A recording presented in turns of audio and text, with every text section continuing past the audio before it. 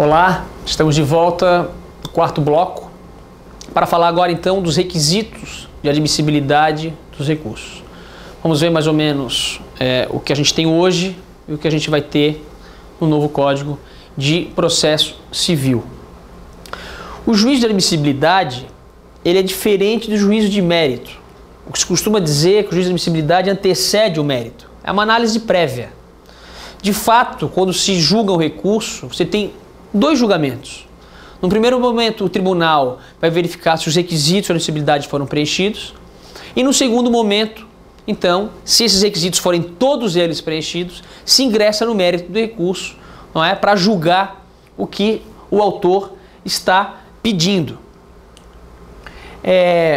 O juízo de admissibilidade hoje, no CPC de 73 era assim, e com as reformas também se manteve, a gente tem o juízo bipartido. Ou seja, quem faz a primeira análise da admissibilidade é o juízo aquo, o juízo que proferiu a decisão recorrida. E no segundo momento, a gente tem esse juízo de admissibilidade feito novamente pelo tribunal ad quem, pelo órgão ad quem, aquele órgão então que vai julgar de fato o recurso. Na prática, a gente vê muitas vezes a admissibilidade sendo feita no primeiro momento pelo juiz, primeiro grau, depois pelo relator no tribunal e depois pelo órgão colegiado do tribunal. O interessante é que esse juízo de admissibilidade, quando ele é positivo, ele não é recorrível. Falta interesse recursal para o recorrido interpor um recurso.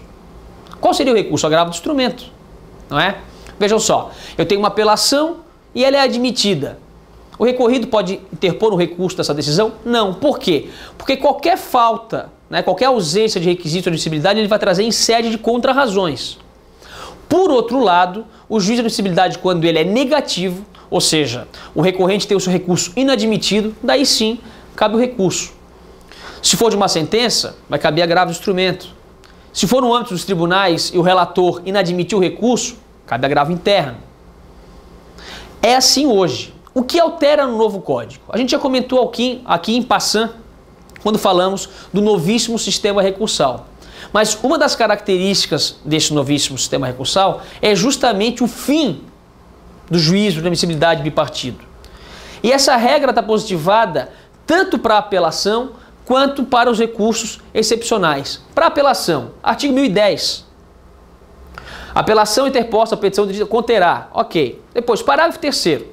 Após a intimação da parte contrária para apresentar as contrarrazões, etc., parágrafo 3º.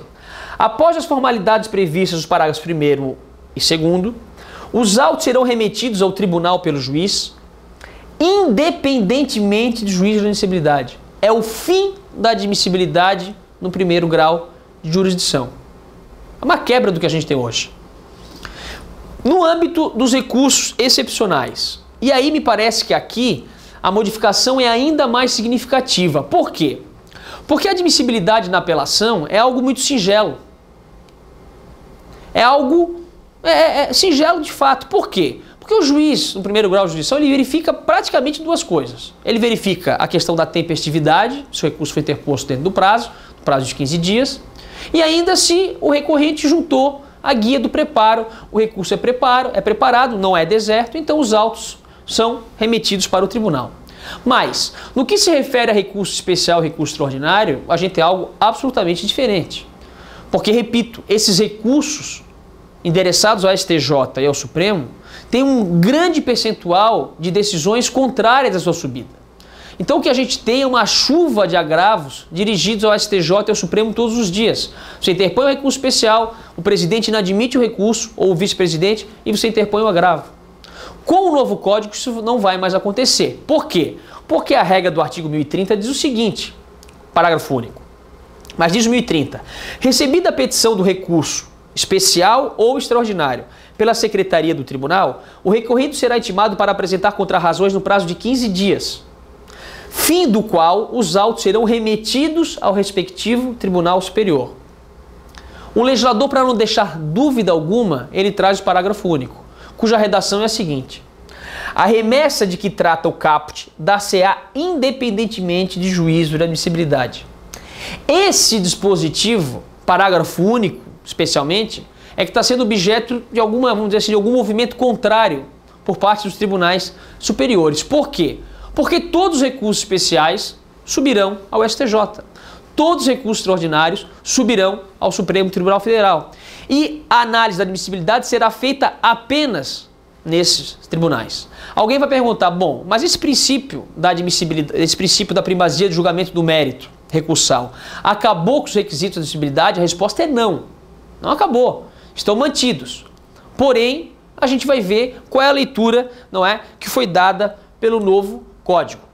Os requisitos intrínsecos, a doutrina divide esses requisitos em requisitos intrínsecos e requisitos extrínsecos. Os requisitos intrínsecos, eles têm a ver com o direito de recorrer. O direito de recorrer. Então, quais são eles? Cabimento, legitimidade, o interesse em recorrer e ainda a inexistência de fato distintivo ou impeditivo do direito de recorrer. Ok. Vamos ver todos quais são. Os requisitos extrínsecos, por sua vez, a sua ligação é com a forma pela qual a parte usa, não é? Exercita o direito de recorrer. Então, a forma pela qual o recurso foi interposto. E aí os requisitos são tempestividade, regularidade formal e preparo. O princípio da primazia do julgamento do mérito recursal tem grande ênfase justamente em relação aos requisitos extrínsecos. Vamos ver o tratamento que o novo Código deu a esses requisitos. O cabimento, ele tem ligação, não é, com a questão do recurso ser idôneo, é decorrência do princípio da correspondência e trata sempre do binômio recorribilidade mais adequação. O princípio que de alguma maneira mitiga o cabimento é o princípio da fungibilidade, onde é permitido que os tribunais, quando houver dúvida na jurisprudência e na doutrina a respeito de qual recurso é cabível contra determinada decisão, possa então receber o recurso, talvez equivocado, como se fosse o correto. Legitimidade. Quem é que pode recorrer? Se mantém a ideia do Código atual. O recurso pode ser interposto pela parte vencida, terceiro prejudicado e pelo Ministério Público. O Ministério Público aqui pode recorrer tanto quando ele atua como fiscal da lei, como custos legis, não é? Quando ele simplesmente ele é o fiscal da lei, quando tem direitos de menor, ou ainda alguma questão ligada ao meio ambiente. Vejam, nesse caso, ainda que o Ministério Público não seja o autor da ação, ele não é o autor da ação civil pública, por exemplo, ele pode recorrer como fiscal da lei. E, naturalmente, ele pode recorrer também quando ele é parte. Agora, quando o Ministério Público for parte na ação, ele só pode recorrer, por óbvio, se ele for parte vencida. Não é? A gente sabe que a parte vencedora não tem legitimidade para recorrer, não tem legitimidade e não tem nem interesse. Eu gosto de brincar que o interesse é um plus a mais em relação à legitimidade. Não basta você estar naquele rol. O recurso ele tem que ser necessário e útil. Então você tem que preencher algo a mais. E a questão do interesse recursal, me parece que é algo que vai sofrer. A gente já tem visto alguns trabalhos na academia a respeito. A questão do interesse não será mais vista apenas pela questão da sucumbência. Em determinadas situações, a partir do advento do novo Código, a parte poderá recorrer em relação à fundamentação. Porque em alguns procedimentos, a fundamentação ela será tão importante, não para aquele caso concreto, mas para casos futuros, que se determinado fundamento for rejeitado, a parte ainda que vencedora vai ter interesse para recorrer daquela decisão. Naturalmente, isso é algo que vai ser desenvolvido pela doutrina e pela jurisprudência com o decorrer do tempo. Mas eu não tenho dúvida alguma de que a questão do interesse não estará mais ligada apenas à questão da sucumbência. A questão da fundamentação das decisões, não tenho dúvida, repito, será também objeto de recurso com o advento do novo Código e com a introdução do sistema de precedentes. A inexistência de fato distintivo ou impeditivo do direito de recorrer, a gente vai ter aqui a desistência, a renúncia, a aquiescência e o pagamento da multa de recurso protelatório. O pagamento da multa de recurso protelatório eu vou tratar no último bloco, quando a gente falar dos embargos de declaração. Vamos nos ater aqui então à famosa trinca prevista no atual Código, artigos 501, 502, 503. No novo CPC, essa trinca é mantida nos artigos 998, 999 e 1000. Então, o 998 trata da desistência. O recorrente poderá, a qualquer tempo, sem anuência do recorrido ou dos litisconsortes, desistir do recurso. Vejam, a parte para desistir da ação, ela precisa da anuência da parte contrária, se a parte contrária já foi citada, se já apresentou a contestação. Por quê? Porque a partir do momento que a parte contrária é citada, ela também passa a ter pretensão. E o máximo que o réu pode, vamos dizer assim, ter numa ação é o julgamento de improcedência. A desistência, todos sabemos, ela implica uma sentença meramente terminativa, uma sentença que não julga o mérito e que, em tese, portanto, a parte pode repropô-la no futuro. Daí o interesse, então, do réu de ter aquela ação julgada. Por isso que há necessidade de anuência. Só que a desistência do recurso não é um ato meramente processual, ela é um ato de direito material. Porque quem desiste do recurso é como se estivesse renunciando ao próprio direito material contido na sentença. É como se fosse uma renúncia ao direito. É diferente da renúncia do direito de recorrer. Então, a desistência, ela não precisa da anuência da parte contrária. A novidade é o parágrafo único. O parágrafo único vai dizer o seguinte: a desistência do recurso não impede a análise de questão cuja repercussão geral já tenha sido reconhecida e daquela objeto de julgamento de recursos extraordinários ou recursos especiais repetitivos. Por que o legislador diz isso com todas as letras? Porque no ano passado, acho que 2013 ou 2014, houve uma decisão do STJ que deixou a comunidade jurídica brasileira de queixo aberto. Um recurso afetado, não é? Por ser o paradigma, o recurso piloto no STJ, nesse recurso piloto houve um acordo das partes no primeiro grau de jurisdição, não é? E as partes então desistiram do recurso especial que estava lá para ser apreciado. E pasmem, o STJ naquela oportunidade disse com todas as letras que recurso paradigmático não pode, as partes não podem desistir. E aí o legislador então agora vem com todas as letras e diz: pode desistir sim. Qual é a solução? Se julga o direito objetivo naquele processo paradigmático, não é no leading case, mas essa decisão não se aplica ao caso concreto, porque as partes desistiram. Me parece que aqui foi muito bem o legislador. A renúncia ao direito de recorrer independe da aceitação de outra parte. A diferença entre a renúncia ao direito de recorrer e a desistência do recurso é meramente temporal, não é? Você desiste daquilo que você já interpôs. É por isso que a desistência é um fato extintivo do direito de recorrer. A renúncia, por sua vez, é um fato impeditivo do direito de recorrer. Porque você renuncia ao direito de recorrer, então você está impedido de recorrer na sequência. A aquiescência é a aceitação tácita. É a aceitação tácita da decisão. O exemplo clássico é: a parte interpõe um agravo do instrumento e depois cumpre a decisão. Constrói um muro. Nesse caso, então, você tem aquiescência. Você pratica um ato incompatível com o direito ou com a vontade de recorrer. Então, diz o artigo 1000, a parte que aceitar expressa ou tacitamente a decisão não poderá recorrer. Parágrafo único. Considera-se a aceitação tácita a prática sem nenhuma reserva de ato incompatível com a vontade de recorrer. Aqui uma novidade no parágrafo único.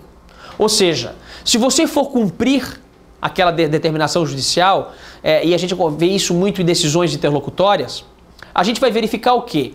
A gente vai verificar que a parte pode, a partir de então, dizer: eu estou cumprindo, mas nem por isso estou abrindo mão do meu recurso. Ok? Ok. Pois bem, aí vamos então para os requisitos extrínsecos. E são nos requisitos extrínsecos que a gente vai ver maior aplicabilidade, maior aplicação do princípio da primazia do julgamento do mérito recursal. Tempestividade. Quais são as alterações que a gente tem em relação à tempestividade no novo Código? Primeiro, unificação dos prazos. Unificação dos prazos. Todos os recursos do novo Código de Processo Civil terão o prazo de 15 dias.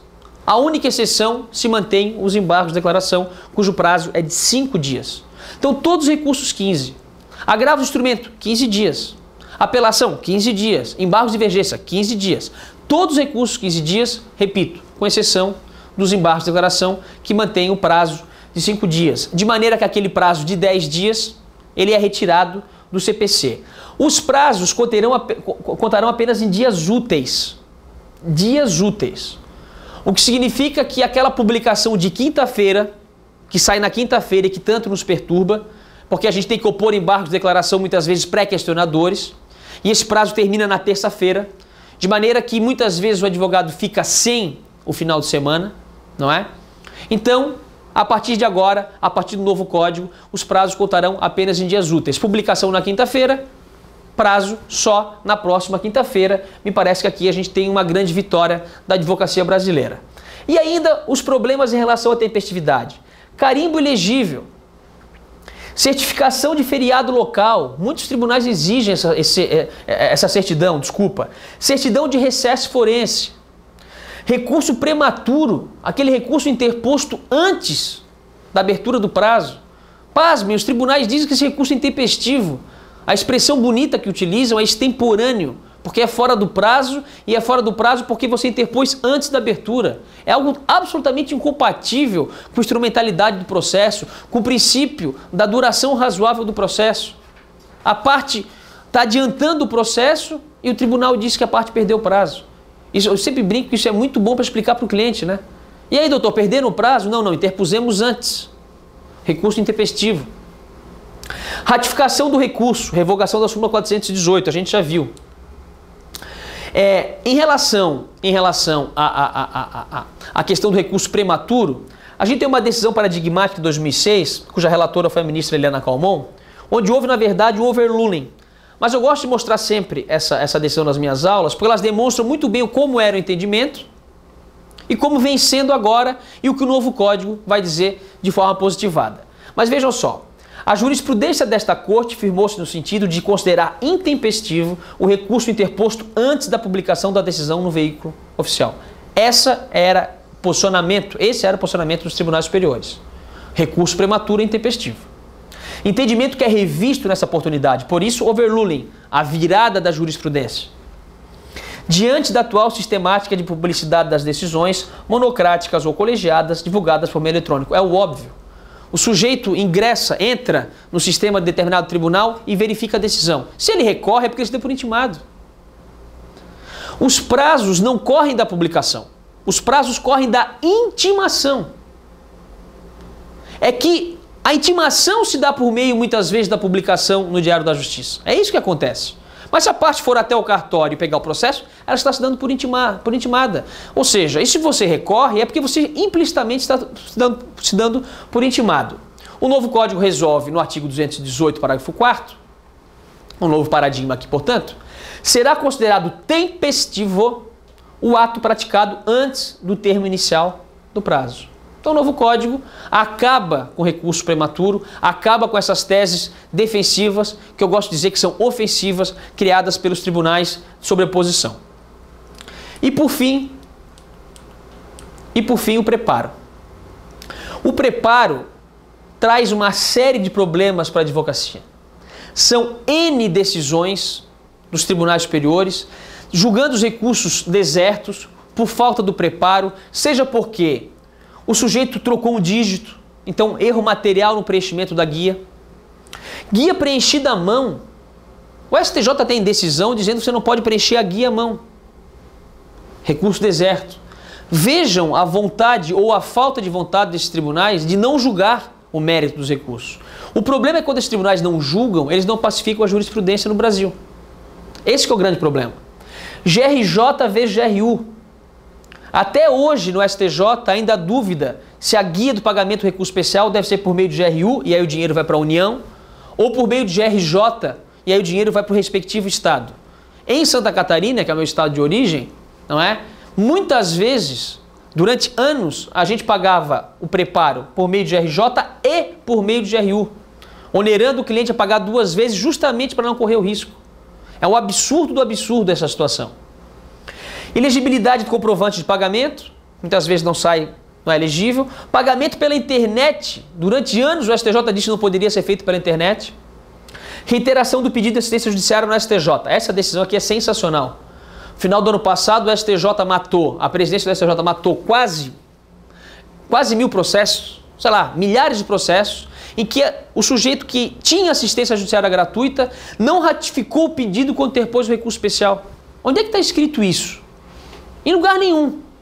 A pressão da ordem foi tão grande, e vários veículos jurídicos bateram nessa decisão, que a presidência reconsiderou, não é, esse posicionamento, e quem então interpôs o agravo interno daquelas decisões conseguiu reverter. Mas quem não interpôs teve seu recurso julgado deserto, pasmem, porque simplesmente não ratificou o pedido de assistência judiciária, como se o pedido de assistência judiciária não fosse concedido até o final do processo. Com base nisso, em todos esses entendimentos, o Código, e aí aplicando a primazia do mérito recursal, vai trazer uma série de dispositivos, né? Os dois principais são o parágrafo 4º e o parágrafo 7º, para a gente acabar esse quarto bloco.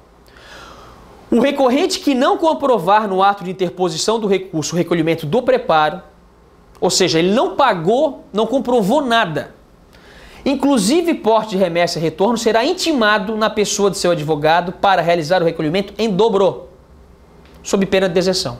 Percebam, o tribunal não pode mais julgar deserto nenhum recurso. Ele sempre vai ser obrigado a intimar a parte, seja para corrigir o vício, seja para pagar em dobro aquilo que não foi pago. O objetivo do novo código, o objetivo do legislador do CPC 2015 é: tribunais, julguem os recursos das partes, digam o direito delas. E isso, na verdade, tudo isso é fruto do princípio da primazia do julgamento do mérito recursal. Com isso, pessoal, a gente termina o nosso quarto bloco, a gente termina a parte teoria geral dos recursos, e no quinto bloco, então, a gente começa então a falar do recurso específico, do recurso de apelação, depois do recurso do agravo do instrumento e, por fim, no bloco sétimo, no sétimo bloco, o recurso dos embargos de declaração.